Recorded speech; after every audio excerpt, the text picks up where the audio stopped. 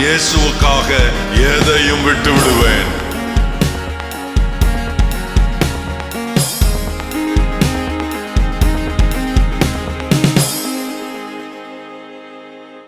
நீதிமொழிகள் 28:20. உண்மையுள்ள மனுஷன் பரிபூர்ண ஆசீர்வாதங்களை பெறுவான். ஐஸ்வர்யன் ஆகிறதுக்கு தீவிரிக்கிறவனோ ஆக்கினைக்கு தப்பான். இங்க பாருங்க, பரிபூர்ண ஆசீர்வாதம் சொல்லி இருக்கிறது. abundant blessing. அதுக்கு ஒரு சத்தியம் ஆண்டவர் இன்னைக்கு சொல்லி இருக்கிறார். அதுல சொல்லப்பட்டிருக்கிற ஒரு குறிப்பு, உண்மை உள்ள மனுஷன். எல்லாரும் சொல்லுங்க. இந்த நேரத்தில் நாம் இங்க இருக்கிற இடத்துல எத்தனை பேர் தங்களுடைய நெஞ்சில கையை வச்சு நான் உண்மையுள்ள மனுஷன் அப்படி என்று சொல்ல முடியும்? சொன்னா சொல்லிடுவீங்க. நீங்க சொல்ல முடியும் என்று நீங்கள் உங்களுக்குள்ளே நீங்கள் நிதானித்துக் கொள்ளுங்கள். நான் உண்மையுள்ள மனிதனா? சிலருக்கு சில குணங்கள் உண்டு. அவர்களிடத்துல ஒரு குறிப்பிட்ட தொகை பணத்தை கொடுத்தால் ரொம்ப கரெக்டா இருப்பாங்க. அந்த பணத்தை எந்த விஷயத்துக்காக கொடுத்து திரும்ப அவங்ககிட்ட கணக்கு கேட்டா ரொம்ப துல்லியமா பைசாவுக்கும் கணக்கு கொடுப்பாங்க. அவ்வளவு ஃபெய்த்ஃபுல்லா இருப்பாங்க பண விஷயத்துல. சில விஷயங்கள்ல நாம் ரொம்ப ஃபெய்த்ஃபுல்லா இருக்கிறோம். ஆனா உண்மை உள்ளவன் என்பதை குறித்து வேதம் என்ன சொல்லுகிறது? நிறைய விஷயங்கள் வேதத்தில் இருக்கிறது.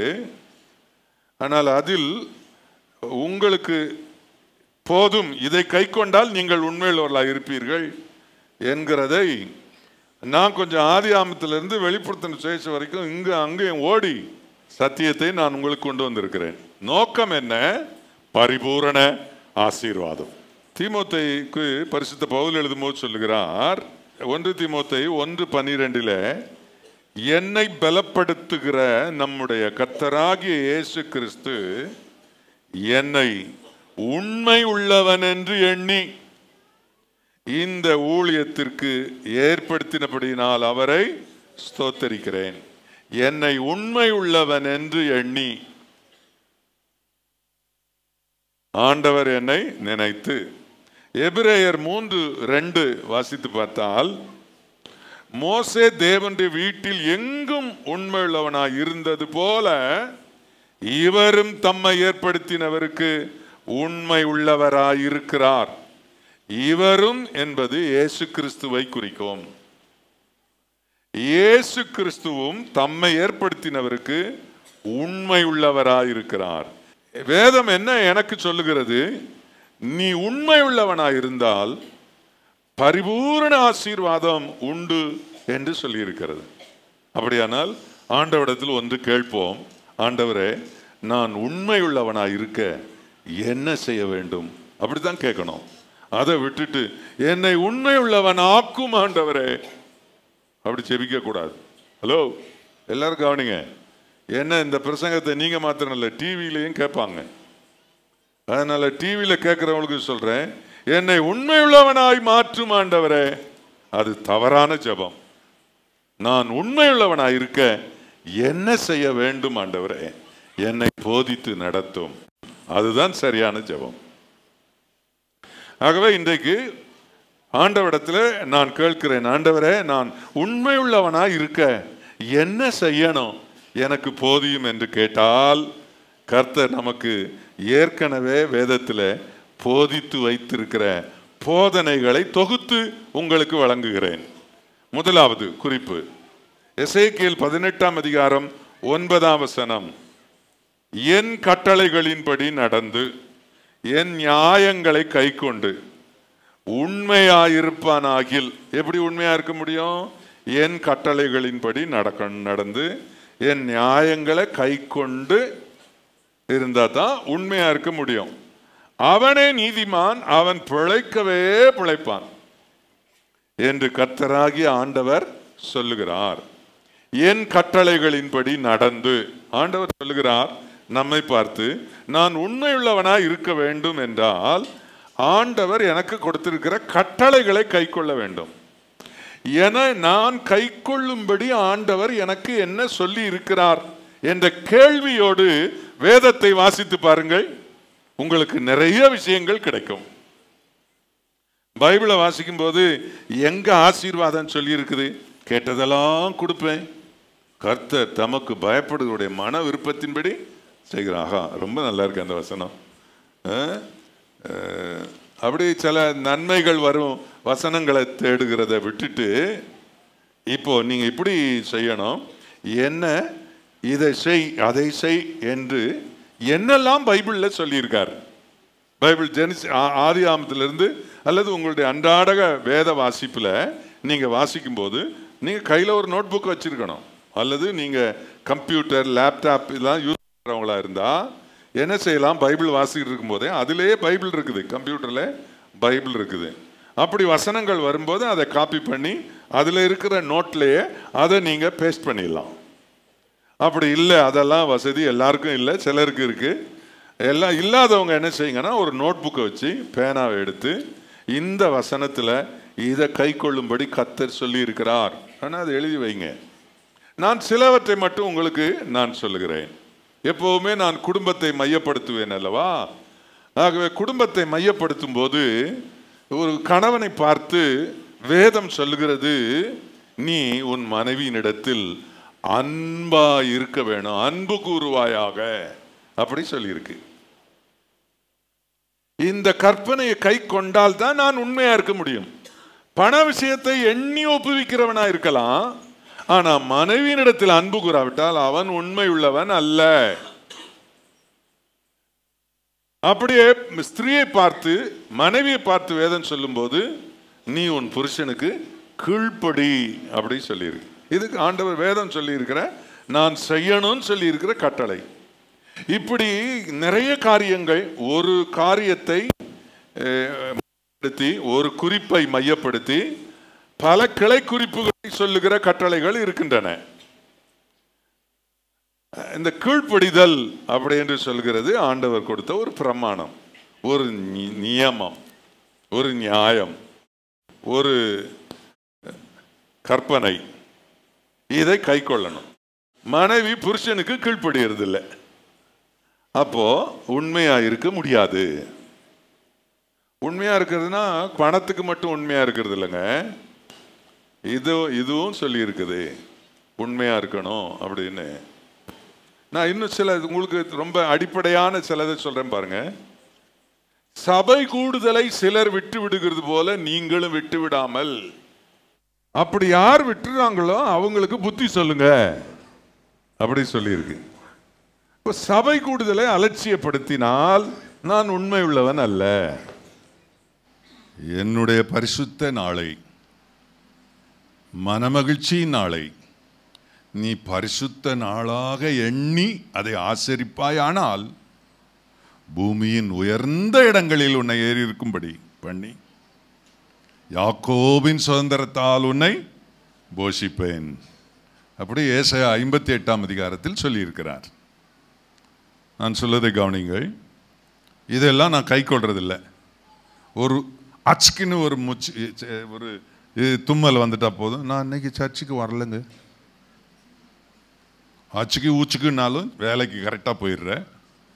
ஆனால் சர்ச்சுக்கு மட்டும் அச்சுக்குன்னாலே சர்ச்சுக்கு இன்னைக்கு போகிறதில்ல. ஏன்னா உண்மையா இல்லை. அதுதான் ஆண்டவர் சொல்றார், என் கட்டளையின்படி நடந்து என் நியாயங்களை கை கொள்வான் ஆகில் அவனே, நியாயங்களை கை கொண்டு உண்மையா இருப்பான் ஆகில் அவனே நீதிமான், அவன் பிழைக்கவே பிழைப்பான். உண்மையா இருக்கிறதுக்கு கட்டளைகளை கை கொள்ளணும். பைபிளை வாசிக்கும் போது நான் என்ன செய்யணும்னு ஆண்டவர் சொல்லியிருக்காரு அப்படின்றதெல்லாம் நீங்கள் எழுதி வைங்க. எழுதி வச்சுட்டு ஒரு நாள் வாசித்து பாருங்க. எப்பவுமே வேதத்தை வாசிக்கும் போது ஒரு தலைப்பின் கீழ் வரும் வசனத்தை நீங்கள் எழுத பழக வேண்டும், எழுத பழக வேண்டும். நான் கை கொள்ளும்படி ஆண்டவர் சொல்லி இருக்கிற 1, 2, 3 நான் இந்த வருஷம் வேதம் முழுவதையும் வாசித்து பார்த்ததில் ஆயிரக்கணக்கான காரியங்களை கர்த்தர் கை கொள்ளும்படி சொல்லியிருக்கிறார். சரி, இதில் எதெல்லாம் கை கொள்ளுகிறேன் அதையெல்லாம் டிக் பண்ணி, எதெல்லாம் கை கொள்ளலை அதையெல்லாம் நான் கை கொள்ள முயற்சி செய்வது. இது மாதிரி ஆட்களை கர்த்தர் உண்மையுள்ளவர்களாக கண்டு கர்த்தர் அவர்களை ஆசீர்வதிப்பார். 2வது குறிப்பு உங்களுக்கு நான் சொல்லுகிறேன். ஆண்டவருக்கு ஸ்தோத்திரம். கர்த்தருடைய பார்வையில் உண்மை உள்ளவனாயிருப்பது. ஆண்டவருடைய பார்வையில் உண்மை உள்ளவனா, கர்த்தர் என்னை பார்க்கிறார், அந்த அவருடைய பார்வையில் உண்மை உள்ளவனாக இருப்பது. 2 சாமுவேல் 22ஆம் அதிகாரம், சங்கீதத்தில் இருக்கிறது, ஆனால் இது நல்லா இருக்கிறது. 2 சாமுவேல் 22ஆம் அதிகாரம் 24ஆம் வசனம், அவர் முன்பாக மன உண்மையா இருந்து, தேவனுக்கு முன்பாக மன உண்மையா இருந்து என் துர்க்குணத்துக்கு என்னை விலக்கி காத்து கொண்டேன். எப்படி அவர் முன்பாக மன உண்மையுள்ளவனாய் இருந்தேன்? 22, 23 வாசித்தால் விளங்கும்.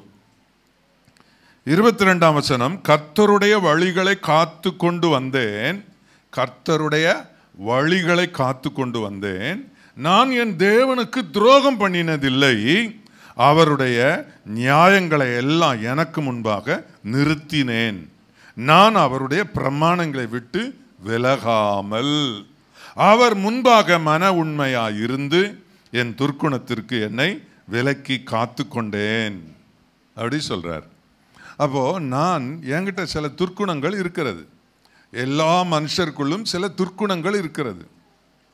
கடினமாய் பேசுவது, சிலருக்கு கோபம் இருக்குது, ரொம்ப சக்தி வாய்ந்தது, அது உடைக்கும், அது பிரிவினை உண்டாக்கும், அது கெடுக்கும், அப்படி அந்த மாதிரி கோபம். இதெல்லாம் துர்க்குணங்கள். நிறைய துர்க்குணங்கள் இருக்குது நம்மகிட்ட. அதாவது பெரியவங்களை ரெஸ்பெக்ட் பண்ணுறதுன்றது ரொம்ப பேருக்கு இல்லை. அஃப்கோர்ஸ் அம்மா உன்ன மாதிரி படிக்கலை, அப்பா உன்ன மாதிரி படிக்கலை, அதனால் அவங்க 2 பேரும் முட்டாளா, அறிவில்லாதவங்களா? என்ன, அறிவாளியே பெத்த அப்பா அம்மா எவ்வளோ கனத்துக்குரியவங்க. என்ன, அவங்கள கனம் பண்ணணும். கனம் பண்ணாத ஃபூலிஷ்னஸ், துர்க்குணம் இருக்குது. அம்மாவை ஏளனமாக பேசுறது, அப்பாவை ஏளனமாக பேசுறது, மூத்தவங்களை குறைவாக பேசுறது, ஒரு மாதிரி ரஃப்பாக பேசுறது, இதெல்லாம் துர்க்குணம். இந்த துர்க்குணத்தை நான் நீக்கணும்னா கர்த்தருடைய வழிகளை நான் எனக்கு முன்ன கொண்டு வரணும். ஆண்டவருடைய வழிகள், அதாவது ஆண்டவருடைய மெத்தட், அவருடைய வழிமுறைகள், அவர் எப்படிலாம் இருக்க சொல்லி இருக்கிறாரு, அவர் தன்னை தாழ்த்தினார், மரண பரியந்தம் தன்னை தாழ்த்தினார், இதெல்லாம் கர்த்தருடைய வழிகள்.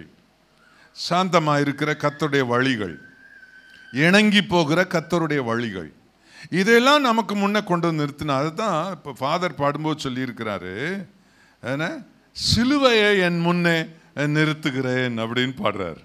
என்னுடைய இந்த உலக வாழ்க்கையில் நான் காரியங்களை பார்க்கும்போது சிலுவையை என் முன்னே நிறுத்துகிறேன். துன்பங்கள் பெருகும்போது, உலகத்தில் உள்ள காரியங்களை பார்க்கும்போது சிலுவை என் முன்னே நிறுத்தின உடனே ஆண்டவருடைய சுபாவங்கள் எனக்கு தெரிகிறது, அவருடைய வழிகள் எனக்கு தெரிகிறது. அவர் எப்படி பொறுமையாக இருந்தார், அவர் எப்படி சாந்தமாய் பேசினார், அவர் எப்படி காரியங்களை செய்தார் என்று எனக்கு தெரிகிறது. அதனாலே என் துர்க்குணங்களை என்னால் நீக்க முடிகிறது. தாத்தா மூர்க்க கோபி, அப்பா அதை விட மூர்க்க கோபி, பிள்ளை நான் அதை விட மூர்க்க கோபி. அப்படி போகக்கூடாது. அப்பா ஏசு இல்லாதவர், அதனால மூர்க்க கோபியாக இருந்தார் தாத்தா அப்பா. இப்போ என் வாழ்க்கையில் இயேசு வந்து விட்டார், அதனால தாத்தாவுடையது அப்பாவோட முடிஞ்சு போகணும், என்னோட அது தொடரக்கூடாது. ஏனென்றால் இயேசு எனக்கு முன்னே, அவருடைய வழிகள் எனக்கு முன்னே வந்து விட்டது, அவருடைய போதனைகள் எனக்கு முன்னே வந்து விட்டது.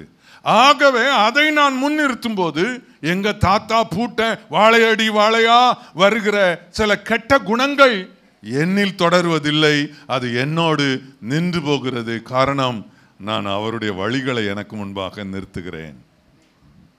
சண்டை போடுகிற குணங்கள், சில துர்க்குணங்கள் எல்லாம் நமக்குள்ள இருக்கிறது. அவைகளை நாம் ஆண்டவருடைய கேரக்டர்ஸ் ஆஃப் காட், தேவனுடைய குணாதிசயங்களை நமக்கு முன்பாக நிறுத்தி அதை ஆராய்ச்சி பார்த்து, துன்பத்தில் இயேசு எப்படி நடந்தார், எல்லாரும் பிசாசுகளுக்கு தலைவன் என்று சொல்லும்போது இயேசு எப்படி இருந்தார், இயேசுவின் மேலே அநியாய பொய்க்குற்றச்சாட்டு சாட்டும் போது அவர் எப்படி இருந்தார், இது கர்த்தருடைய வழிகள். அதை நமக்கு முன்னே நிறுத்தும் போது நமக்கு ஒரு சந்தோஷம், ஒரு நல்ல வழி வரும், கெட்ட குணங்கள் மாறும். அப்பதான் உண்மையா இருக்க முடியும். எப்படி நான் கர்த்தருக்கு முன்பாக மன உண்மையாக இருந்து என் துணங்களை விலக்கி நான் ஆண்டவருக்கு பிள்ளையாக வாழ்கிறேன். அப்போ துர்க்குணங்களை விலக்குவது உத்தமம், உண்மையாய் வாழ்வது. சரியா? மூன்றாவது குறிப்பு, பொறுப்பில் உண்மையாய் இருப்பது. faithfulness in your responsibility. அதில் நீங்கள் பாருங்கள், இது ரொம்ப கவனிக்கணும். இதுக்கு நான் இயேசுநாதர் சொன்ன ஒரு உதாரணத்தை நான் சொல்ல விரும்புகிறேன். Praise the Lord. கர்த்தருக்கு மகிமை உண்டாவதாக. அதாவது மத்தேயு சுவிசேஷம் 25ஆம் அதிகாரம் 14ஆம் வசனத்திலிருந்து, அன்றியும் பரலோக ராஜ்யம் பிரதேசத்துக்கு பிரயாணமாய் போகிற ஒரு மனுஷன் தன் ஊழியக்காரரை அழைத்து தன் ஆஸ்திகளை அவர்கள் வசமாய் ஒப்பு கொடுத்தது போல் இருக்கிறது. அவனுடைய திறமைக்கு தக்கதாக ஒருவனிடத்தில் 5 தாலந்தும் ஒருவனிடத்தில் 2 தாலந்தும் ஒருவனிடத்தில் 1 தாலந்தும் கொடுத்து உடனே பிரயாணப்பட்டு போனான். 5 தாலந்தை வாங்கினவன் போய் அவைகளை கொண்டு வியாபாரம் பண்ணி வேறு 5 தாலந்தை சம்பாதித்தான். 19ஆம் வசனம், வெகு காலம் மான பின்பு அந்த ஊழியக்காரனுடைய எஜமான் திரும்ப வந்து அவர்களிடத்தில் கணக்கு கேட்டான். அப்பொழுது 5 தாலந்தை வாங்கினவன் வேறு 5 தாலந்தை கொண்டு வந்து, ஆண்டவனே 5 தாலந்தை என்னிடத்தில் ஒப்புவித்தீரே, அவைகளை கொண்டு இதோ வேறு 5 தாலந்தை சம்பாதித்தேன் என்றான். அவனுடைய எஜமான் அவனை நோக்கி, நல்லது உத்தமமும் உண்மையுமான ஊழியக்காரனே, கொஞ்சத்தில் உண்மையாயிருந்தாய், அநேகத்தின் மேல் உன்னை அதிபதியாக வைப்பேன், உன் எஜமானுடைய சந்தோஷத்திற்குள் பிரவேசி என்றான். என்ன கவனிங்கள், தேவனுடைய ராஜ்யத்தை ஒப்பிடுவதற்கு தேவன் உண்மையை இங்கே கொண்டு வருகிறதை நாம் பார்க்கிறோம். ஒரு எஜமான் தான் வெளிநாடு போகிறான், தூரதேசம் போகிறான், தன்னுடைய ஆஸ்தியை 3ஆக பிரிக்கிறான். பிரித்து அவனுடைய திறமைக்கு தக்கவாறு 5 பாகத்தை, பெரிய பாகத்தை ஒருவனிடத்தில் கொடுக்கிறான், 5 தாலந்து. இன்னொருவன் அவன் திறமைக்கு தக்கவாறு 2 கொடுக்கிறான். இன்னொருவனுடைய திறமைக்கு தக்கவாறு 1 கொடுக்கிறான். வெகு காலம் ஆகிவிட்டது. இப்பொழுது எஜமான் திரும்பி வருகிறான். திரும்பி வரும்போது ஊழியக்காரரை 3 பேரையும் கூப்பிடுகிறான். இல்லையா? 3 பேரையும் கூப்பிடுகிறான். எஜமான் வந்து கணக்கு கேட்டான் என்று சொல்லியிருக்கிறது. நம்மிடத்தில் கொடுக்கப்பட்ட எந்த பொறுப்பும் நாம அதுக்கு கணக்கொப்புவிக்க வேண்டும் என்பதை மறந்துவிடக்கூடாது. கணக்கு கேட்பான். நம்முடைய எஜமான் கணக்கு கேட்கிறவர். இயேசு கணக்கு கேட்கிறவர். தேவன் கணக்கு கேட்பார். உன்னிடத்தில் கொடுத்த எதற்கும் ஆண்டவர் கணக்கு கேட்பார். அப்பொழுது நான் நல்ல கணக்கு கொடுத்தால் அவர் என்னை பார்த்து உண்மையுள்ளவன் என்று சொல்லுவார். என்னுடைய பொறுப்பிலே நான் சோம்பேறியாயிருந்து என்னுடைய பொறுப்பை நான் சரியாய் செய்யாமல் போனால் என்னை உண்மையுள்ளவன் என்று சொல்ல மாட்டான். என்னென்று சொல்லுவான்? பொல்லாதவனும் சோம்பலுமான ஊழியக்காரனே என்று சொல்லுவான். 1 தாலந்தை வாங்கினவன் அவன் சாக்குப்போக்கு சொன்ன போது அவனை குறித்து எஜமான் என்ன சொல்லுகிறான்? பொல்லாதவனே, சோம்பலான ஊழியக்காரனே என்று அவனை குறித்து சொல்வதை பார்க்கிறோம். ரெஸ்பான்சிபிலிட்டி, எல்லாருக்கும் பொறுப்பு இருக்கிறது. அன்பான சகோதரியே, தாய் என்ற பொறுப்பு உனக்கு இருக்கிறது. சகோதரா, தகப்பன் என்ற அந்த பிரதான பொறுப்பு உனக்கு இருக்கிறது. அது மாத்திரமல்ல, சபையில் உங்களுக்கு சில ரெஸ்பான்சிபிலிட்டி கொடுக்கப்பட்டிருக்கிறது. பாஸ்டர் கொடுத்திருக்கிறார், அது தேவன் உங்களுக்கு கொடுத்த பொறுப்பு. என்ன கவனியுங்கள், எந்த பொறுப்பும் திரும்ப கணக்கு கேட்கும்போது அது நல்ல கணக்கு ஒப்புவிக்கிற பொறுப்பாக நீங்கள் செயல்பட்டால் நீங்கள் உண்மையுள்ளவர்கள். சாக்குப்போக்கு சொன்னால் உண்மை இல்லாதவர்கள். இதை கவனித்துக் கொள்ளுங்கள். உங்கள் வேலை ஸ்தலத்தில் உங்கள் மேல் அதிகாரி அல்லது உங்கள் எஜமான் உங்களுக்கு ஒரு பொறுப்பு கொடுத்தால் அந்த எஜமானிடத்தில் திரும்ப கணக்கு ஒப்புவிக்கும் போது அந்த எஜமான் சந்தோஷப்படும்படியான காரியம் உங்களிடத்தில் இருக்க வேண்டும். இல்லாவிட்டால் உண்மை இல்லாதவர்கள் வரிசையில் போய்விடுவோம். இங்கே இவன் என்ன செய்தான்? 5 வாங்கினவன் என்ன செய்தான்? அந்த 5 கொண்டு வியாபாரம் பண்ணினான். வியாபாரம் பண்ணினான், அலைந்தான், உழைத்தான், தன்னுடைய நேரத்தை அதற்கு செலவழித்தான், தன்னுடைய எனர்ஜியை அதற்கு பலனை செலவழித்தான். அவன் எப்படியாகிலும் இந்த 5 எஜமான் என் கையில் கொடுத்திருக்கிறாரே, இதை நான் பெருக்க வேண்டும், இதை நான் அதிகமாக்க வேண்டும். அதற்காக தூக்கம் அவனுக்கு வரவில்லை. அவன் அதை கொண்டு வியாபாரம் செய்தான். செய்து இன்னொரு 5 சம்பாதித்தான். 5 10ஆக்கினான். அவன்தான் உண்மை உள்ளவன் என்று பைபிள் சொல்லுது. நான் சொல்லல, கவனிங்க, பைபிள் சொல்லுது. அதைத்தான் நான் உங்களுக்கு எடுத்து சொல்லுகிறேன். உங்களுடைய ரெஸ்பான்சிபிலிட்டி, நீங்க அதுல டெவலப் ஆகாம, அதுல டிக்ரீசிங், அதுல சாக்குப்போக்கு சொல்லுகிறவர்களா இருந்தால் ஆண்டவர் உங்களை உண்மை உள்ளவர்கள் வரிசையில நிறுத்த மாட்டார். தேவன் உண்மை உள்ளவர். வெளிப்படுத்தின விசேஷம் சொல்லுகிறது, அங்கே பரலோகத்திலே அவரோடு இருக்கிறவர்கள் உண்மை உள்ளவர்கள் என்று சொல்லி இருக்கிறது. ஆகவே தேவனுடைய ராஜ்யத்தில் உண்மை உள்ளவர்களாக, இங்கே என்ன செய்கிறேன் என்பது முக்கியமல்ல, நான் உண்மையாயிருக்கிறேன் என்பது முக்கியம். தேவன் பார்வையில் உண்மையாயிருக்கிறேன். எனக்கு கொடுக்கப்பட்ட பொறுப்பில் நான் உண்மையாயிருக்கிறேன். மல்டிப்ளை பண்ணுகிறேன். ஒரு காரியத்தை நான் பெருக செய்கிறேன். ஆண்டவருக்கு மகிமை உண்டாவதாக. அன்பானவர்களே, நான் இந்த சபையை கர்த்தர் எனக்கு பொறுப்பு கொடுத்தார். 1980ஆம் வருடம் இந்த சபையை நான் ஆரம்பித்தேன். 8 பேரோட. அங்கே ஒரு சின்ன நர்சரி ஸ்கூலில் நான் ஆரம்பித்தேன். இது கர்த்தர் எனக்கு கொடுத்த ஒரு ரெஸ்பான்சிபிலிட்டி. அப்போது சொந்த இடம் கிடையாது, கட்டடம் கிடையாது, எதுவுமே கிடையாது. 8 விசுவாசிகள். 8 விசுவாசிகளில் ஒருவர் அருள்ராஜ், அருள்ராஜ். அவரும் அவருடைய மனைவியும், அவர்களும் ஒரு விசுவாசி. அவருடைய மகள் தீபா, அவளும் ஒரு சின்ன பிள்ளையாக இருந்தாள், அவளும் விசுவாசி. அதுக்கு பிற்பாடு என்னுடைய தம்பி மனைவி, எங்கள் அம்மா, அதுக்கு பிற்பாடு என்னுடைய இன்னொரு சிஸ்டர், இவங்கெல்லாம் தான் விசுவாசி. ஆக மொத்தம் 8 பேர். அருள்ராஜுடைய பிரதர் அவர் வெளியே போயிட்டார். அதனால் அவருடைய ஒய்ஃபுடைய சிஸ்டர் வருவாங்க. இவங்க தான் விசுவாசிங்க. இவங்களை வைத்து நான் ஊழியம் ஆரம்பித்தேன். ஆண்டவர் எனக்கு கொடுத்த பொறுப்பை நான் பெற்றுக்கொண்டு இந்த ஊழியத்தை ஆரம்பித்தேன். ஆண்டவருக்கு மகிமை உண்டாவதாக. நான் கர்த்தர் கொடுத்த பொறுப்பை வைத்து செயல்பட்டேன். சரியாக தூங்குனதில்லை, சரியாக சாப்பிட்டதில்லை, சரியான வாகனம் கிடையாது. MEB என்ற ஒரு செகண்ட் ஹேண்டு, தேர்ட் ஹேண்டோ தெரியாது, ஒரு லேம்ப்ரெட்டா, MEBனா பெங்களூர் ரெஜிஸ்ட்ரேஷன், ஒரு லேம்ப்ரெட்டா ஸ்கூட்டர் தான் என்கிட்ட இருந்தது. அது ஒரு அடி அடித்தாக்கா கிக் ஸ்டார்டர் உடஞ்சி விழுந்துடும். அதுக்கப்புறம் அந்த கிக் ஸ்டார்டரை வாங்கி மாட்டுறதுக்கு காசு இருக்காது. அதனால் என்ன செய்வேன்னா, கொஞ்சம் ஓடி தள்ளி ஸ்டார்ட் பண்ணிவிட்டு அப்புறம் குதித்து உட்காந்து அதில் போவேன். வேடிக்கையெல்லாம் பார்ப்பாங்க. எனக்கு அதை பற்றி கவலை இல்லை. என் காரியம் நடக்கணும், என் காரியம் நடக்கணும். இதை தான் நான் செய்தேன். என்னுடைய மனைவியும் பின்னால் உட்காந்துக்கிடுவா. ஒரு நாள் அவளை ஸ்கூட்டரில் கூட்டும்போது ஒரு பாலத்தில் போகும்போது அந்த பாலை செவரு ஓரமாக போயிட்டேன்.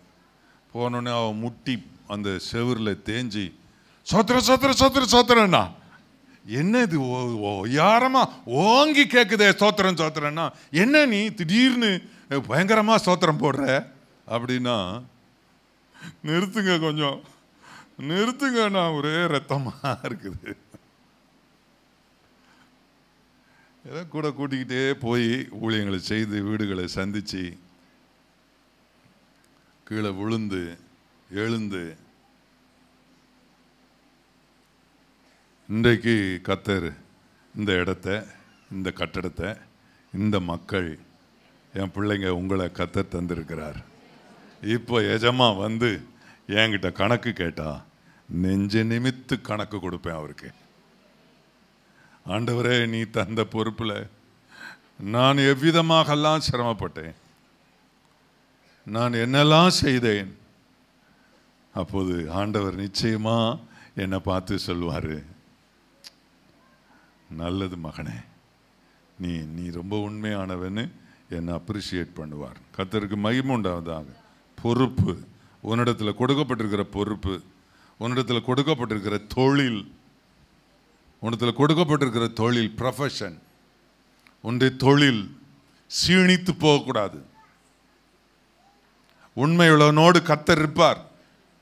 உண்மையுள்ளவனாய் இருந்து பொறுப்பை திறமையாய் செய்ய நீ பிரயாசப்படும் போது உன் கையின் பிரயாசத்தை ஆசீர்வதிக்க கர்த்தர் கூட இருப்பார்.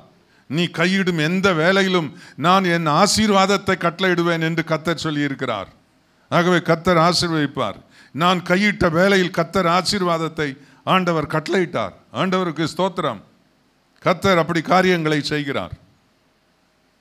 உன்னிடத்தில் கொடுக்கப்பட்ட பொறுப்பு, தகப்பன் என்ற நிலையில நீ எந்த காரியத்திலெல்லாம் சக்சஸ் ஆகியிருக்கிற, தாய் என்கிற நிலையில் எந்த நிலையிலெல்லாம் நீங்கள் சக்சஸ் ஆகியிருக்கிறீங்க, மேன்மை அடைந்திருக்கிறீங்க, இதையெல்லாம் நீங்கள் ஆண்டவர் சமூகத்தில் நீங்கள் கணக்கு கொடுக்கணும். கணக்கு கொடுக்கணும். எஜமான் வருவார், கணக்கு கேட்பார். பொறுப்பில் உண்மையாயிரு. உனக்கு கொடுத்த பொறுப்பில் உண்மையாயிரு. சின்சியர் எஃபர்ட் போடு.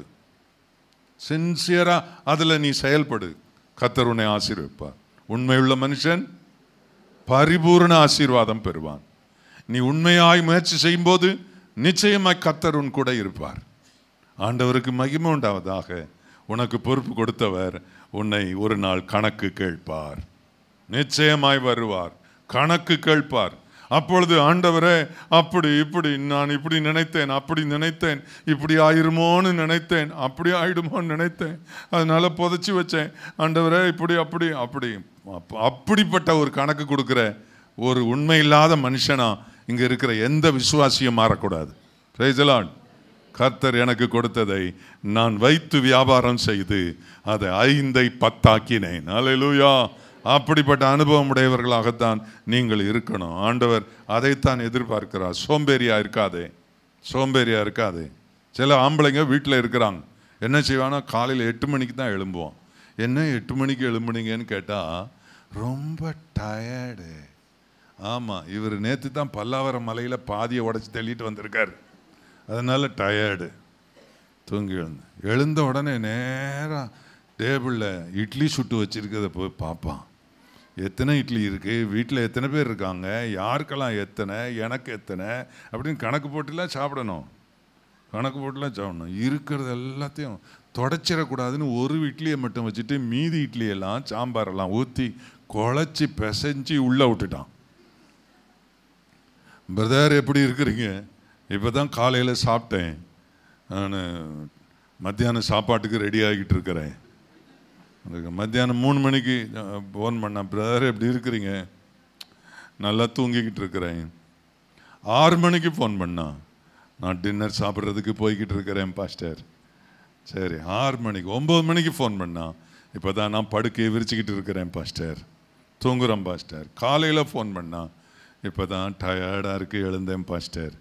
எழுந்து நேராக அங்கே சுட்டு வச்சுருக்கிறதெல்லாம் திங்கிறதுக்கு போகிறேன் பாஸ்டர். இப்படிப்பட்ட சோம்பேறியை பரலோகத்தில் இடம் கொடுப்பாருங்கிற நம்ம விசுவாசி யாருமே அப்படி இல்லைன்னு நினைக்கிறேன். எவனாவது இப்படி இருந்தேன்னு வச்சுக்க, விசுவாசிக்க லாய்க்கு கிடையாது. நீ அப்படிப்பட்ட ஆள் இருந்தால் இட்லி சுட்டு வைக்காதம்மா.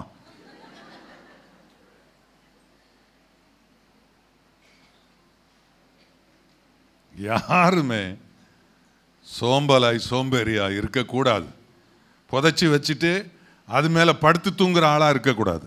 பிரயாசப்படு, கர்த்தர் உன்னை ஆசீர்வதிப்பார். உன் முயற்சி வீண் போகாது, உன் பிரயாசம் வீண் போகாது. உன் பிரயாசத்தை கர்த்தர் நிச்சயமாக ஆசீர்வதிப்பார். ஆண்டவருக்கு ஸ்தோத்திரம். அடுத்த குறிப்பு, 4வது குறிப்பு. 4வதா 3வதா? 4வது குறிப்பு, உண்மையுள்ள சாட்சி. Faithful witness. நான் உண்மையுள்ள சாட்சியாக இருக்கணும். என்னுடைய சாட்சி உண்மையாக இருக்கணும். மீண்டும் சொல்லுகிறேன், கவனிங்கள்.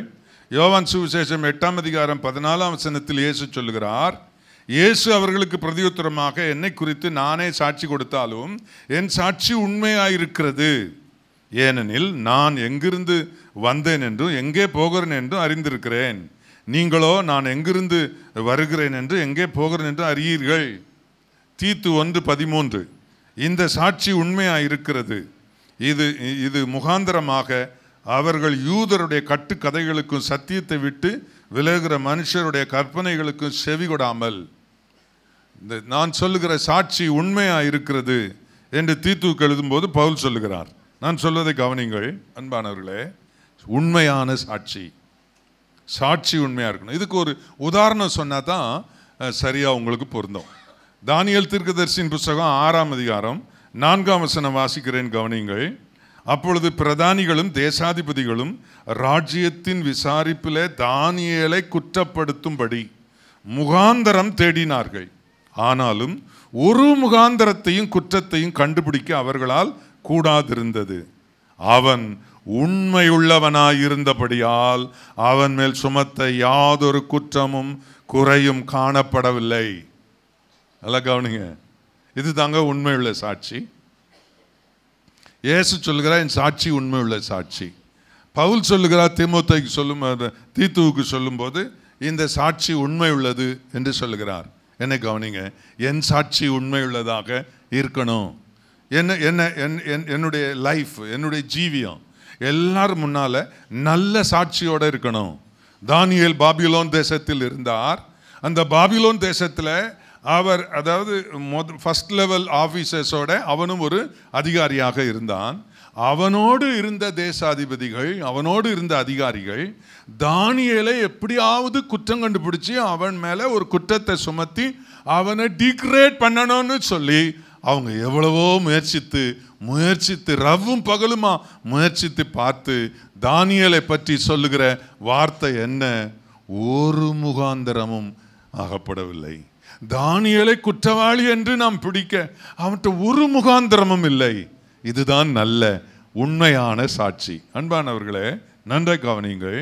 நம்முடைய வாழ்க்கையில் நம்மை குற்றப்படுத்த நினைக்கிறவர்களுக்கு நாம் குற்றவாளிகளாக அகப்பட்டு கொள்ளுகிறோமா? நம்முடைய வாழ்க்கை எப்படி இருக்கிறது யோசித்து பாருங்கள். உண்மையான சாட்சியா என்னுடைய சாட்சி? இயேசு தம்முடைய சாட்சி உண்மை உள்ளதென்று அவரே சொல்லுகிறார். என் சாட்சி உண்மையா இருக்கணும். யாரும் என்ன குற்றப்படுத்தும்படியான எந்த காரியமும் செய்யக்கூடாது. தானியேலுக்கு தான் இருந்தாங்கன்னு நினைக்காதீங்க. உங்களுக்கும் உங்கள் வேலை ஸ்தலத்தில் இருக்கிறாங்க, உங்களுக்கும் உங்கள் வீட்டை சுற்றி இருக்கிறாங்க, உங்கள் குடும்பத்துக்குள்ளே இருக்கிறாங்க. அவங்க கண்டுபிடிக்க, ஐயோ இவகிட்ட ஒரு குற்றமும் கண்டுபிடிக்க முடியலையேன்னு சொல்லுகிற ஒரு வாழ்க்கை தான் உண்மை உள்ள சாட்சி என்று பைபிள் சொல்லுது. ஆமாம், ஆண்டவருக்கு மகிமை உண்டாவதாக. யாராவது உங்களை குற்றப்படுத்த நம்பர் 1, 2, 3ன்னு நிறைய விஷயங்கள் இருக்கிறதா உங்களை குற்றப்படுத்த? நல்ல சாட்சியா இருக்க நீங்க கற்றுக்கொள்ளணும். ஆண்டவருக்கு ஸ்தோத்திரம். நான் பாலை தான் குடித்தேன், ஏவன் என்ன நினைச்சா எனக்கு என்ன? எங்க உட்காந்து குடிச்சப்பா? எங்க உட்காந்து? எங்க சொல்லுங்க? அதானே குடிச்ச இடம் எங்க? பனைமரத்தடி. குடிச்சது என்னது? ஏவன் என்ன நினைச்சா எனக்கு? நான் கல்யாணம் ஆன புதுசில், அது 77ஆம் வருடம், நான், என்னுடைய மனைவி, என்னுடைய தலைமை பாஸ்டர் நல்லையா ஆரோன், 3 பேரும் வேலூர்லேருந்து ஆம்பூருக்கு ஒரு பஸ் ஏறினோம்.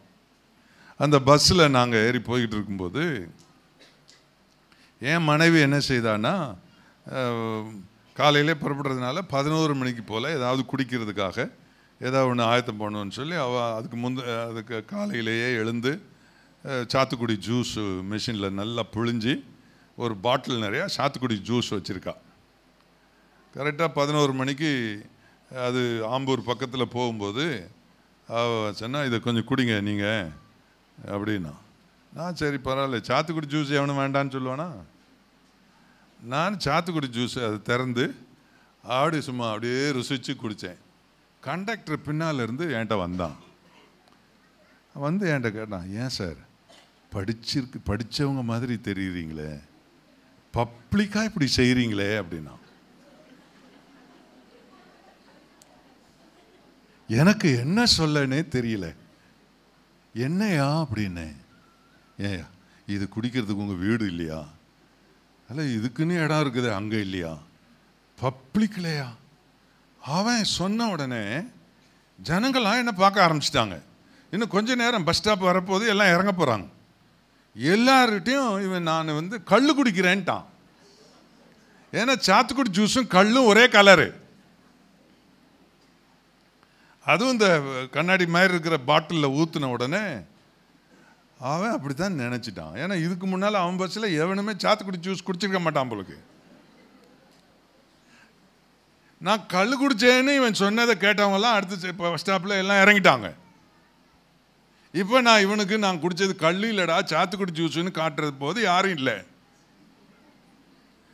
என்ன தெரிஞ்சவன் எத்தனை பேர் இருக்கானோ, என் பிரசங்கம் கேட்டவன் எத்தனை பேர் இருக்கானோ, அவெல்லாம் போகும்போது அடுத்த பிரசங்கம் நான் பண்ண போனா, இவர் பௌசி எங்களுக்கு தெரியாதா, பஸ்ஸில் பப்ளிக்காக கல் குடிச்சதேனா கண்ணால் பார்த்தேன், கண்டக்டரை வச்சு வாங்குவாங்கன்னு வாங்கினாரேன்னு சொல்லுவானேன்னு எனக்கு நான் சொல்லி முடியாத மன வருத்தம். எனக்கு பிடிக்காத ஒரு காரியம் என்னன்னா, என் சாட்சியை இருந்துட்டா செத்தே போயிடுவேன் நான். அப்போ எனக்கு ஒன்றும் ஓடலை. என்ன சாந்தி, இப்படி பண்ணிவிட்டானே இந்த ஆளு. உடனே என் மனைவி சொல்லு, ஐயோ இதை பாரியா, நீ குடிச்சு பாரியா, நீ குடிச்சு பாரு, கள்ளாயா இது, உனக்கு கண்ணு தெரியலையா? நீ என் மனைவி அவர்கிட்டக்காக எங்கள் பாஸ்டர் நல்லையாரன் உட்காந்து சிரின்னு சிரிக்கிறாரு. அவர் சும்மா அகலமாக இருப்பார், குலுங்கி அவர் சிரிச்சுக்கிட்டு இருக்கிறாரு. நான் தலையை தொங்க போட்டுக்கிட்டு ஐயோ இப்படி கேட்டுட்டானேன்னு வேதனையில் இருக்கேன். என் மனைவி கண்டக்டர்கிட்ட இதை பாரியா, குடிச்சு பாரியா. நல்ல வேளை அதில் கொஞ்சம் சாத்துக்குடி கொட்டை விதைகள் இருந்தது. பார்த்தோன்னே ஐயோ சாரி. இவன் சாரி கேட்கும்போது யாருமே இல்லையே. கல் குடிச்சேன்னு சொல்லும்போது தானே ஆட்கள் இருந்தாங்க. எனக்கு அன்னையிலேருந்து நீ என்ன ஜூஸ் கொடுத்தாலும் எனக்கு வேண்டாமா, பஸ்ஸில் மட்டும் வேண்டான்னு இது வரைக்கும் பஸ்ஸில் ஜூஸ் குடிச்சது. இப்போ பஸ்ஸில் போகிறது இல்லைன்னு வச்சுக்கிடுங்களேன். எப்படி சாட்சி எப்படியெல்லாம் கெடுறதுக்கு வாய்ப்பு இருக்குது பாருங்க. என் சாட்சி உண்மையுள்ள சாட்சியாக இருக்கணும். ஆண்டவருக்கு ஸ்தோத்திரம். கர்த்தர் பார்வையிலும் மனுஷர் பார்வையிலும் உண்மையுள்ள சாட்சியாக ஆண்டவர் இருக்க விரும்புகிறார். எலியா வந்து யாகம் நடத்தினார். யாகம் நடத்திக்கிட்டு இருக்கும்போது எலியா டேர்ன் வந்த போது அவர் பலிபீடத்தை செப்பனிட்டு விறகுகளை அடுக்கி காளைகளை சந்து சந்தாய் துண்டித்து அந்த பலிபீடத்தின் மேல் அதை அடுக்கி வைத்து அந்த எதிரிகளை பார்த்து பாகால் பின்பற்றினவர்களை கூப்பிட்டு நீங்கள் 4 குடம் தண்ணி எடுத்துகிட்டு வந்து ஊற்றுங்கண்ணா, திரும்ப அடுத்த 4 குடம் ஊற்றுங்கன்னார். திரும்ப அடுத்த 4 குடம் ஊற்றுங்க. பலிபொருள் நினைந்து விறகு நினைந்து பலிபீடம் நினைந்து பலிபீடத்தை சுற்றி இருக்கிற வாய்க்கால் அப்படியே தண்ணீர் ததும்பி இருக்கிறது. இப்பொழுது ஜெபிக்கிறான், என்னை கேட்டருளும் ஆண்டவரே என்று. அப்பொழுது அக்கினி வந்து இறங்குகிறது. ஜனங்கள் எல்லாரும் கர்த்தரே தேவன் என்று அவர்கள் தங்களை ஒப்பு கொடுக்கிறார்கள். இவன் எதுக்காக தண்ணி ஊற்றினான்? இவன் தண்ணி மட்டும் ஊற்றலைன்னு வச்சுக்கிடுங்களேன், அங்கே சுற்றி இருக்கிற பாகால் தீர்க்கதரிசியில் ஒருத்தன் சொல்லியிருப்பான், எலியா ரொம்ப திறமையான ஆள், விறகுக்கு நடுவில் நெருப்பு கங்கு வச்சிட்டான். அது காற்றடிக்கும்போது டபக்குன்னு புஷ்ஷுன்னு அது எரிஞ்சிருச்சு அப்படின்னு அவன் சொல்லுவான்னு இவன் நினைச்சு தண்ணி ஊத்துனான். எவன் என்ன நினைச்சா எனக்கு என்னன்னு நீ வாழ்ந்தீன்னா கெட்டு போவ, சாட்சி கெட்டு போவோம், சாட்சி கெட்டு போவோம். கவனமா இருக்கணும், சாட்சி கெட்டு போவோம். இவ கம்பெனி பஸ்ஸை விட்டுட்டு நிற்கிறா. பாஸ்டர் ஸ்கூட்டரில் வராரு. பாஸ்டர் ஸ்கூட்டரில் வராரு. என்னம்மா நிற்கிறேன்னு? கம்பெனி பஸ்ஸு போயிடுச்சு, நேற்று லேட்டாக போனேன்னு முதலாளி திட்டினாரு, கம்பெனி பஸ்ஸு போயிடுச்சு. உடனே கம்பெனி பஸ்ஸை பிடிக்கணும். அது ஒரு ஒரு 2 ஸ்டாப் தள்ளி போய்கிட்டு இருக்குது. கம்பெனி பஸ்ஸை பிடிக்கணும். சரி ஏறிக்கானாரு. இந்த அம்மா சொன்னதான் தாமதம். படக்குன்னு ஏறி ஸ்கூட்டரில் பின்னால் உட்காந்துக்கிடுச்சு. உட்காந்துக்கிட்டா போகுது ஸ்கூட்டர். என்னென்ன எதை பிடிக்க போகுது? பாஸ்டருக்கு அதுதான் நோக்கம். அந்த பஸ்ஸை பிடிக்கிறதுக்கு கொஞ்சம் த்ராட்டில் கொடுத்தாரு. ஒரு புல் பண்ணோன்னே இந்த அம்மா பின்னால் செஞ்சோ அப்படி கைப்போட்டா. விழுந்துடக்கூடாது, அதுக்காக தான் அப்படி கைப்போட்டோன்னே அடுத்த பஸ் ஸ்டாப்பில் இன்னொரு விசுவாசி நின்று பார்த்துட்டாங்க. நம்ம பாஸ்டர் மாதிரி இருக்குது பின்னால.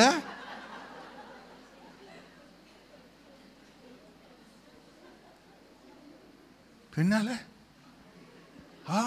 பாஸ்டர்மா இல்லையே, இது வேற ஒரு பொம்பளையா இருக்கு. செல் அதுக்கு தானே கொடுத்துருக்குறாங்க. உடனே செல் எடுத்தாரு.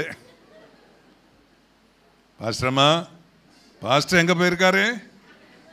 பிள்ளைகளை விட்டுட்டு வர போயிருக்காரு. பிள்ளைகளையா விட்டுட்டு வர போயிருக்காரு. ஊதிட்டான். இவர் வீட்டுக்கு போறார். நல்ல பிரசங்கம்லாம் கம்பீரமாக பண்ணுவார். வீட்டுக்கு போறார். போன உடனே இந்த பாய் மனுஷன் என்ன செய்திருக்கணும்? ஏம்மா இந்த மாதிரி சிஸ்டர் நின்றுக்கிட்டு இருந்துச்சு, நான் கொண்டு போய் விட்டுட்டு வந்தேன், அதான் இந்த லேட்டுன்னு சொல்லியிருக்கணும். நம்ம சொன்னா இவ என்னத்தையா சொல்லுவான்னு சொல்லி மறைச்சிருவோம்னு இவர் பேசாமல் சைலண்டாக ரூம்குள்ளே போயிட்டார். இவ கேட்டா, ஏங்க லேட்டு, இவ்வளோ லேட்டு அப்படின்னா, ஒரே டிராஃபிக் ஜாமு. அவ கேட்டா, டிராஃபிக் ஜாமா வேற ஜாமான்னு கேட்டா. ஜாமாம்ல ஜாமு. இவன் பிரசங்கத்தை அவன் பொண்டாட்டி அதுக்கப்புறம் கேட்பாளா? அந்த விசுவாசி ஒருத்தன் பார்த்தான் பார், அவன் எத்தனை பேர்கிட்ட வத்தி வச்சிருப்பான். கேட்பானா? பாஸ்டர் காரில் பின்னால் ஒரு சிஸ்டர் உட்காந்துருக்க பார்த்தேன், இன்னும் கதை கட்டி விட்டுட்டா என்ன செய்ய? சமுதாயம் பொல்லாதுங்க. அந்த பாஸ்டர் நல்லவர் தான், அந்த சிஸ்டருக்கு உதவி செய்யணும் தான் செய்தார். ஆனால் கள்ளை மறைச்சான் பார்த்தீங்களா? அவள் கேட்டாலாம், எத்தனை நாள் இந்த மாதிரி நடக்குது அப்படின்னு கேட்டாலாம். சாட்சி போயிடுச்சு பார்த்தீங்களா? என் சாட்சி எப்படி இருக்கணும்? என் சாட்சி உண்மையாக இருக்கணும். உண்மை உள்ள சாட்சியில் உண்மையாயிரு. உன் சாட்சியில் எந்த கரையும் எந்த கேடும் வரக்கூடாது. கவனமாக இருக்கணும். Praise the Lord. அண்ணே அண்ணே அண்ணே. ஏன் உனக்கு அண்ணே? ஏய், உனக்கு யார் அண்ணே? கூட பிறந்தானா? உங்கள் அம்மா வயிற்றுல பிறந்தவனா? அல்லது உங்கள் பெரியப்பா பிள்ளையா? உன் வஸ்கசனா? யார் அண்ணன்? எவனோ ஒருத்தனை போய் அண்ணேங்கிற. அண்ணேன்னு ஆரம்பிச்சு தான் அர்த்தான் வரும். கிறிஸ்தவ பிள்ளைங்க சபைக்கு வர்றீங்க, நல்ல சபைக்கு வர்றீங்க. உங்கள் பாஸ்டர் யாருன்னு கேட்டவுடனே ரொம்ப பெருமையாக சொர்ணராஜுங்கிறீங்க, அவங்களும் ஆஹா அப்படிங்கிறாங்க. அதுக்கப்புறம் இந்த மாதிரி கதையெல்லாம் வச்சுக்கிட்டா சாட்சி கெட்டு போயிடும். கவனமாக இருக்கணும். நல்ல சாட்சியை உடையவங்க தான் உண்மையானவங்க. ஆண்டவரே, உங்களுடைய சாட்சி நாங்கள் உண்மையாக இருக்கணும். இப்போ 5வது குறிப்பில் 5வது குறிப்பு பாருங்க. என்னை சுற்றி இருக்கிறவங்கெல்லாம் பொய்காரவங்க, திருடவங்க, ஏமாத்துக்காரவங்க. அதனால் என்ன செய்ய? ஒருத்தன் கூட என்னை சுற்றி இருக்கிறன்னு நல்லவனே கிடையாது. அவங்க கூட அவங்க நடுவில் இருந்தால் நல்லாவா இருக்க முடியும்? பரிசுத்தவான்களோட இருந்தால் தான் நல்லா இருக்க முடியும்னா சீக்கிரம் ஜெபம் பண்ணி பரலோகம் போயிரு. பூலோகத்தில் பரிசுத்தவான்களோட இருக்கிறதுன்றது ரொம்ப கடினம். ஆனாலும் வசனம் வாசிக்கிறேன் கேளுங்க. ஓசியா 11:12. எப்ராயிமர் பொய்களினாலும் இஸ்ரவேல் வம்சத்தார் வஞ்சகத்தினாலும் என்னை சூழ்ந்து கொண்டிருக்கிறார்கள். யூதாவோவெனில் இன்னும் தேவனோடு அரசாண்டு பரிசுத்தவான்களோட உண்மையாயிருக்கிறான். நல்ல கவனிங்க. எப்ராயிமர் அது யூதாவுடைய சகோதரர்கள் தான். இஸ்ரவேலர் எல்லாரும் அவனுடைய சகோதரர்கள் தான், அந்த கோத்திரங்கள் தான். 12 கோத்திரத்தில் யூதா ஒன்று. மற்ற கோத்திரத்தில் எப்ராயிமர் ரொம்ப பொய் புழுக. மற்ற இஸ்ரவேல் ஜனங்கள் எஞ்சிய 10 கோத்திரம் எப்படி இருக்குன்னா, வஞ்சகம், திருடு, ஏமாத்துறது, பலவிதமான தவறுகள் செய்கிறவங்க. ஆனால் யூதாவோவெனில் தேவனோடு இருந்து அவரோடு ஆட்சி செய்து பரிசுத்தவான்களோட உண்மையாயிருக்கிறான். என்ன சொல்லணும்? இந்த சிஸ்டரை சுற்றி இருக்கிறவங்க எல்லாருமே மோசமானவங்க. ஆனால் இந்த சிஸ்டர் சாந்தி ரொம்ப நல்லவங்க. அவங்கள டச் பண்ணிக்கிட முடியாது. அவங்க அவ்வளோ ஃபெய்த்ஃபுல். அப்படிப்பட்ட சாட்சி தான். அதுதான் உண்மை. அதான் உண்மை. நீங்கள் ஆட்களோட ஒத்து போக முடியாது. இங்கே ஒருத்தன் சொல்கிறான் பாருங்க சாட்சி. ஏசாயா 6:5. அப்பொழுது நான் ஐயோ அதமானேன், நான் அசுத்த உதடுள்ள மனுஷன், அசுத்த உதடுள்ள ஜனங்களின் நடுவில் வாசமாயிருக்கிறவன். அசுத்த உதடுள்ள ஜனங்களின் நடுவில் வாசமாயிருக்கிறவன். சேனைகளின் கர்த்தராகிய ராஜாவை என் கண்கள் கண்டதே என்றேன். இதில் பாருங்க என்ன தெளிவாக சொல்லியிருக்கிறாரு. நான் அசுத்த உதடுள்ள உங்களோட இருந்தேன், அதனால நான் அசுத்தமாக போயிட்டேன். நானும் என் உதடும் அசுத்தம். என்னை சுற்றி இருக்கிறவன் எல்லாம் கெட்ட வார்த்தை பேசுகிறவன், சண்டை போடுறவன், தூஷண வார்த்தை பேசுகிறவன். அதனால் அவங்களோட இருந்து இருந்து இருந்து எனக்கும் அந்த மாதிரி பேச வந்துருச்சு, என் உதடும் அசுத்தமாயிருச்சு அப்படின்னு கன்ஃபர்ஸ் பண்ணுறாரு இந்த ஏசாயா தீர்க்கதரிசி. நான் சொல்லுகிற கவனிங்க, நம்ம சூழ இருக்கிறவங்கெல்லாம் நல்லவங்க கிடையாது, உண்மையுள்ளவங்க கிடையாது. எல்லாரும் பயங்கரமான கெட்ட வார்த்தை பேசுகிறவங்க, கடினமான வார்த்தை பேசுகிறவங்க, தூஷணமாக பேசுகிறவங்க, கெட்ட காரியங்களை செய்கிறவங்க. அவர்கள் நடுவில் கர்த்தரோடு நான் இருந்து நான் உத்தமனாய் உண்மையுள்ளவனாய் இருக்க வேண்டும். அப்படித்தான், அதான் உண்மை. நன்றாக கவனிங்க. ஏன் நான் வாழ்கிற என்னுடைய சொசைட்டியில், என்னுடைய ஜனங்கள் நடுவில், என்னுடைய சமுதாயத்தில் நான் எப்படிப்பட்டவர்கள் நடுவில் இருந்தாலும், என் ஒர்க் ஸ்பாட்டில், என்னுடைய ஆஃபீஸில் எல்லாரும் திருடி பங்கு போட்டுக்கிட்டாலும் எனக்கும் அதுக்கும் சம்மந்தம் இல்லை. எல்லாரும் ஆஃபீஸர்ஸும் என்ன சொல்லுவாங்க, ஸோ அவரை டச் பண்ணிக்கிட முடியாது, அவர் இதிலெல்லாம் பங்குள்ள மாட்டார், அவர் ரொம்ப நேர்மையானவர், உண்மையானவர். அப்படிப்பட்ட சாட்சியை யாருடையவர்களாக இருக்கிறீர்களோ அவங்க தான் உண்மையுள்ளவர்கள். கர்த்தருக்கு ஸ்தோத்திரம். பவுல் தீமோத்தேயுக்கு எழுதும்போது இப்படி சொல்லுகிறார். 1 தீமோத்தேயு 6ஆம் அதிகாரம் 9ஆம் வசனத்திலிருந்து வாசிக்கிறேன். ஐசுவரியவான்களாக விரும்புகிறவர்கள் சோதனையிலும் கண்ணியிலும் மனுஷரால் கேட்டிலும் அழிவிலும் அமிழ்த்துகிற மதிகேடும் சேதவுமான பலவிதமான இச்சைகளினால் விழுவார்கள். பண ஆசை எல்லா தீமைக்கும் வேறாயிருக்கிறது. சிலர் அதை இச்சித்து விசுவாசத்தை விட்டு வழுவி அநேக வேதனைகளால் தங்களை உருவ குத்தி கொண்டு இருக்கிறார்கள். நீயோ தேவனுடைய மனுஷனே, இவைகளை விட்டோடி நீதியையும் தேவபக்தியையும் விசுவாசத்தையும் அன்பையும் பொறுமையும் சாந்த குணத்தையும் அடையும்படி நாடு. விசுவாசத்தின் நல்ல போராட்டத்தை போராடு, நித்திய ஜீவனை பற்றிக்கொள், அதற்காகவே நீ அழைக்கப்பட்டாய். அநேக சாட்சிகளுக்கு முன்பாக நல்ல அறிக்கை பண்ணினவனுமாய் இருக்கிறாய். நான் சொல்லது நல்ல கவனிங்க. பண ஆசையை விரும்பி பொய் சொல்கிறான், பண ஆசை, பணக்காரன் ஆகணும்னு பண ஆசையினால திருடுறான், லஞ்சம் வாங்குறான், மற்றவனை ஏமாத்துறான், கெட்ட காரியங்களை செய்கிறான். அவர்கள் விழுவார்கள் என்று வேதத்தில் சொல்லியிருக்கிறது. ஆனால் நீயோ தேவனுடைய பிள்ளையே, நீயோ விசுவாசியே, நீயோ இயேசு கிறிஸ்துவின் பிள்ளையே, இதை விட்டு விலக்கி உன்னை காத்துக்கொள். பணத்துக்கு பொய் சொல்லாத, பணத்துக்கு திருடுறவனோடு கூட சேர்ந்து திருடாத. எல்லாரும் சேர்ந்து பார்த்து பங்கு போட்டு அந்த பங்கில் உனக்கு ஒரு பங்கு கொடுத்தா வாங்காத. லஞ்ச பணத்தில் உனக்கு பங்கு கொடுத்தா வாங்காத. திருடின பணத்தில் உனக்கு பங்கு கொடுத்தா வாங்காத. தவறான வருமானத்தில் உனக்கு பங்கு கொடுத்தா வாங்காத. அது நீ பொய்யனா போவ, நீ திருடனா போவ. நீ உண்மையுள்ளவனா இருக்கணும் அப்படின்னு சொன்னா இவைகளை விட்டு விலகி ஓடு என்று சொல்லி இருக்கிறது. அப்பதான் விசுவாசத்தை காத்துக்கொள்ள முடியும், நல்ல போராட்டம் போராட முடியும், நித்திய ஜீவனை அடைய முடியும், ஆண்டவருடைய சமூகத்தில் உண்மையுள்ளவனாக இருக்க முடியும். 6வது குறிப்பை உங்களுக்கு நான் சொல்லுகிறேன், பண விஷயத்தில் உண்மையாய் இருப்பது. லூக்கா சுவிசேஷம் 16ஆம் அதிகாரம் 11ஆம் வசனம், அநீதியான உலக பொருளை பற்றி நீங்கள் உண்மையாய் இராவிட்டால் யார் உங்களை நம்பி உங்களிடத்தில் மெய்ப்பொருளை ஒப்புவிப்பான்? என்ன கவனிங்க, ஒரு வேலைக்காக, ஒரு பொறுப்புக்காக, ஒரு பொருளை வாங்குவதற்காக உங்களிடத்தில் ஒரு பெரும் தொகை கொடுக்கப்படுகிறது என்று வைத்துக்கொள்ளுங்கள். நீங்கள் என்ன செய்வீர்கள்? ஓரல் கணக்கு கொடுக்கக்கூடாது. என்ன கவனிங்க, ஓரல் வாய்க்கணக்கெல்லாம் கொடுக்கக்கூடாது.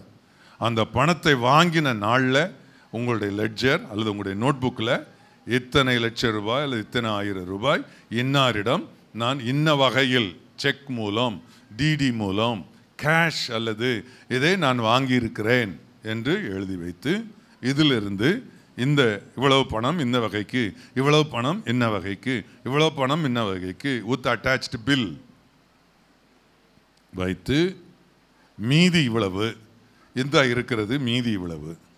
அப்படி என்று கணக்கு கொடுத்தால் அவனைத்தான் உண்மை உள்ளவன் என்று சமுதாயம் நம்பும்.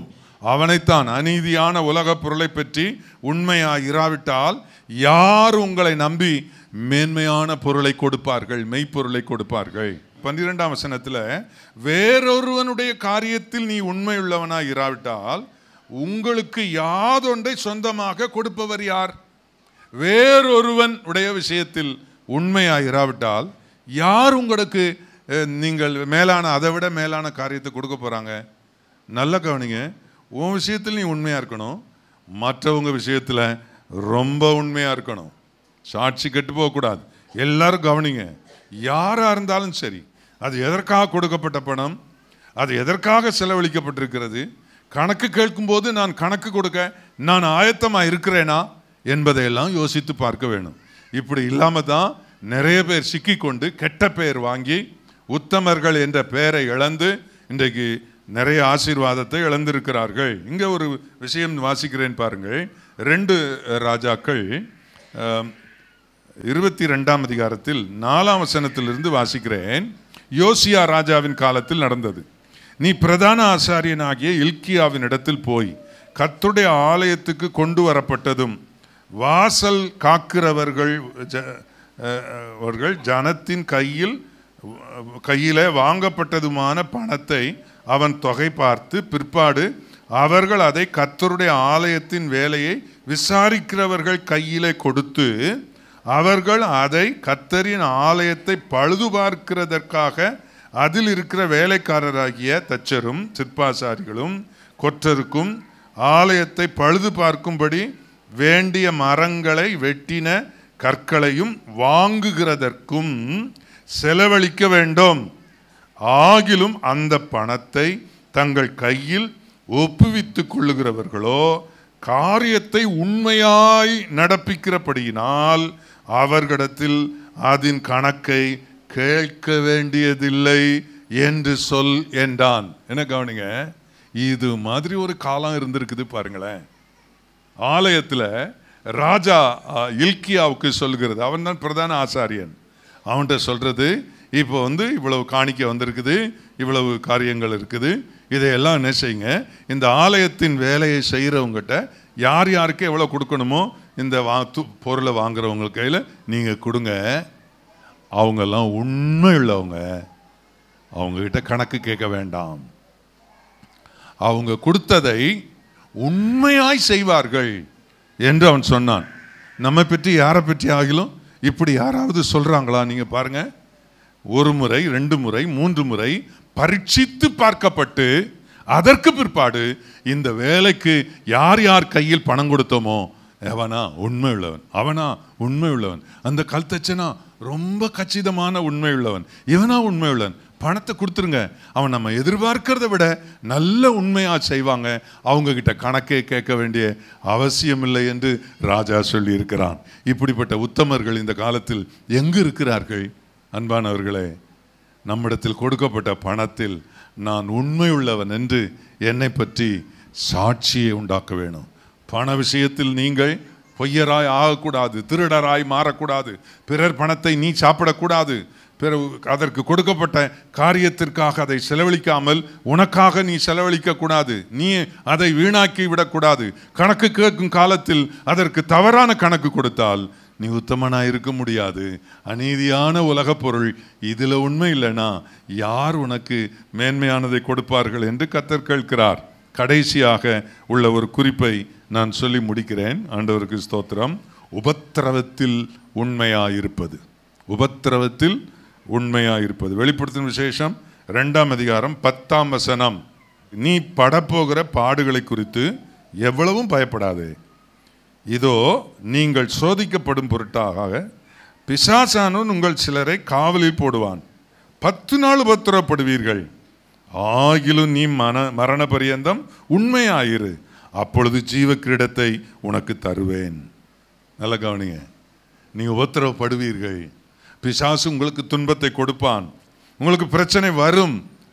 10 நாள் ஒரு குறிப்பிட்ட காலம் துன்பங்கள் உங்களுக்கு வரும். ஆனாலும் உண்மையாயிரு, உண்மையாயிரு. இயேசு அன்புள்ளவர் சொல்லு, உனக்கு என்ன பிரச்சனை வந்தாலும் இயேசு நல்லவர்னு சொல்லு. இயேசுவை போல என்னை விசாரிக்கிறவர் யாரும் இல்லைன்னு சொல்லு. உண்மையாயிரு, ஆண்டவரை பின்பற்றுறதுல உண்மையாயிரு, பின்வாங்காதே, சோர்ந்து போகாதே. யோசேப்பு உங்கள் முன்பாக நிறுத்துகிறேன். யோசேப்பு அவன் அடிக்கப்பட்டான், அநியாய பழி சுமத்தப்பட்டான், சிறைச்சாலையில் போடப்பட்டான், அபாண்டமான பழிகளை அவன் மேல் சுமத்தினார்கள். ஆனாலும் எல்லா சூழ்நிலைகளின் மத்தியிலும் கர்த்தர் என்னோடு இருக்கிறார். என் தேவனுக்கு விரோதமாய் பாவம் செய்வது எப்படி? ஆண்டவரை மறுதலிக்க மாட்டேன். ஆண்டவரை தான் சிலர் எப்படி சொல்லிடுவாங்க, கர்த்தரை தான் நான் நம்பி இருந்தேன், அவர் காப்பாற்றுவாருன்னு நினச்சேன். அண்ணமாரெலாம் அடிக்கும் போதும் கை விட்டுட்டாரு, குழியில் போடும்போதும் கை விட்டுட்டாரு, இந்த இஸ்மவேலர் கையில் விற்கும் போதும் கை விட்டுட்டாரு. இன்னைக்கு இந்த போத்திபார் வீட்டில் நான் எவ்வளோ திறமையாக வேலை செய்தாலும் இங்கேயும் இப்போ அநியாய பழி. இனிமே எதுக்கு என் உத்தமத்தில் இருக்கணும்? Mrs Potiphar, come let us enjoy. நான் இவ்வளோ நாள் பார்த்தேன் ஆண்டவர், ஒவ்வொரு விஷயம் பார்த்துக்கிட்டே வரேன், அவர் என்னை கைவிட்டுட்டார். இப்படி சாட்சி சொல்கிறவங்க தான் இங்கே நிறைய பேர் நம்ம சபையில் இருக்கிறார்கள். உபத்திரம் வரும், துன்பம் வரும், பாடுகள் வரும், வரவே வராது என்று சொல்லுகிறவர்கள் பொய்யர். உபத்திரம் வரும், ஆனால் அந்த உபத்திரவத்திலையும் உண்மையாயிரு. இயேசு என்னை கைவிட மாட்டார் என்று சொல்லு. வியாதியில சொல்லு, இயேசு என் பரிகாரி என்று சொல்லு. இயேசு என் தேவன் நல்லவர் என்று சொல்லு. அப்பொழுது ஜீவ கிரீடத்தை கர்த்தர் உனக்கு தருவார். யோசேப்பு என்ன சொன்னான்?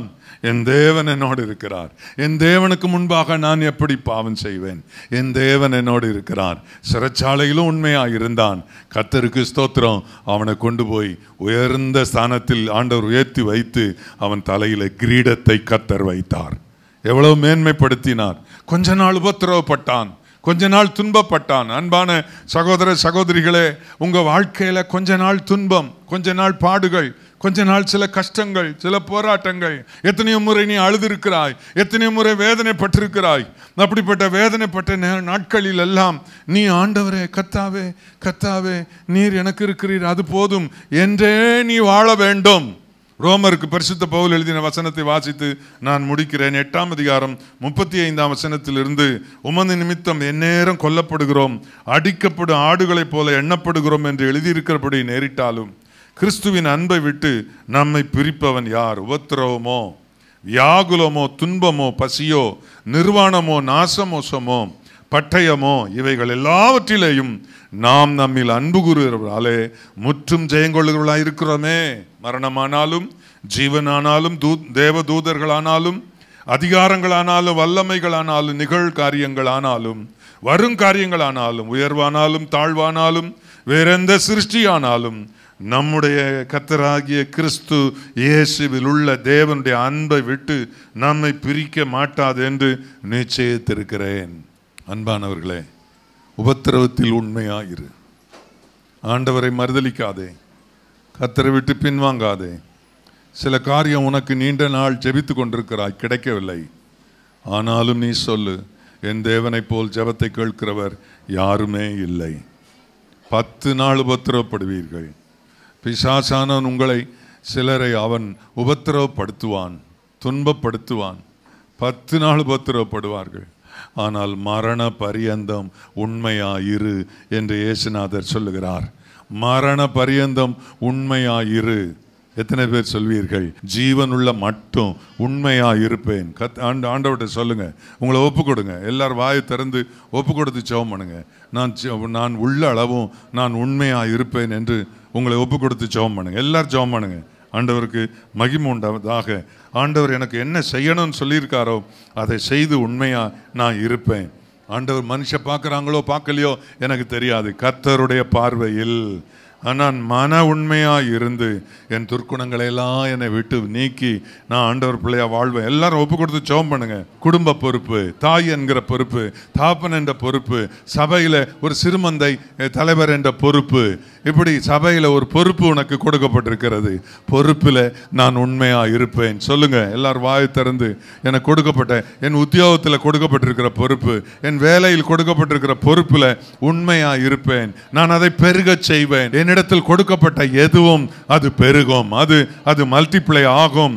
ஆண்டவருக்கு ஸ்தோத்திரம். சமுதாயத்தில் என் சாட்சி உண்மை உள்ள சாட்சியாக இருக்கணும். ஆண்டவர், நான் கோபப்பட்டு மூர்க்கமா நடந்து நான் பிறர் சந்தேகப்படுகிறபடி வாழ்ந்து என் சாட்சியை கெடுத்து கொள்ள மாட்டேன். ஒப்பு கொடுங்க. நான் உண்மை உள்ள சாட்சியாக தானியேலை போல இருப்பேன். யார் என்கிட்ட குற்றம் கண்டுபிடிக்க நினைச்சாலும் என்கிட்ட ஒரு குற்றமும் இல்லாத ஒரு சாட்சி உள்ள வாழ்க்கையை கர்த்தர் எனக்கு தாரும். ஆண்டவரே ஸ்தோத்திரம். எல்லாம் சொல்லுங்க. என் வேலை ஸ்தலத்தில் என்னை சுற்றி இருக்கிறவன் எல்லாம் பொல்லாப்பு செய்கிறவன், திருடன், ஏமாத்துக்காரன், பொய் சொல்கிறவன், பல காரியங்களை செய்கிறவன், என்னை சுற்றி இருக்கிற என் குடும்பத்திலையும் சரி, என் குடியிருப்பு எல்லையிலும் சரி, என் வேலை ஸ்தலத்திலும் சரி, எங்கே என்னை சுற்றி இருக்கிறவங்க எல்லாம் நல்லவங்க இல்லை. ஆனால் நானோ கர்த்தாவே உம்மை பற்றி கொண்டு உண்மையாயிருப்பேன். எத்தனை பேர் சொல்வீர்கள்? நான் உம்மை பற்றி கொண்டு உண்மையாயிருப்பேன். ஹல்லேலூயா. கர்த்தாவே ஸ்தோத்திரம். என்கிட்ட கொடுக்கப்பட்ட பணம் அதில் நான் உண்மையாக இருப்பேன். இன்னொருத்தருடைய பணத்தை எடுத்து எனக்கு நான் செலவு பண்ண மாட்டேன். என்னிடத்தில் கொடுக்கப்பட்ட பணத்தை நான் உண்மையாய் கணக்கு ஒப்புவிப்பேன். எல்லாம் சொல்லுங்க. பணத்தில், பண பொறுப்பில் நான் உண்மையாக இருப்பேன். என்ன பத்திரம் வந்தாலும், ஹல்லேலூயா, எல்லாரும் சொல்லுங்க, என்ன பத்திரம் வந்தாலும் என் இயேசுவே ஆண்டவர், இயேசுவே தேவன், இயேசுவே கிறிஸ்து, என் ஆண்டவர் இயேசுவை, அவரை விட்டு நான் பின்வாங்க மாட்டேன். எத்தனை பேர் சொல்வீர்கள்? வலது கரத்தை உயர்த்தி நல்ல உற்சாகமா சொல்லுங்க. நான் என் இயேசுவை விட்டு பின்வாங்க மாட்டேன். என் உபத்திரவத்தில் உண்மையா இருப்பேன். எனக்கு எவ்வளவு பாடுகள் வந்தாலும் இயேசுவை விட்டு விலக மாட்டேன். என் இயேசுவின் பிள்ளையாய் ஜெபத்தில் கர்த்தரில் நான் உண்மையா இருப்பேன். என்னை ஒப்பு கொடுக்கிறேன். ஆண்டவர் சொல்றாரு, உண்மையுள்ள மனுஷன் பரிபூரண ஆசீர்வாதம் பெறுவான்.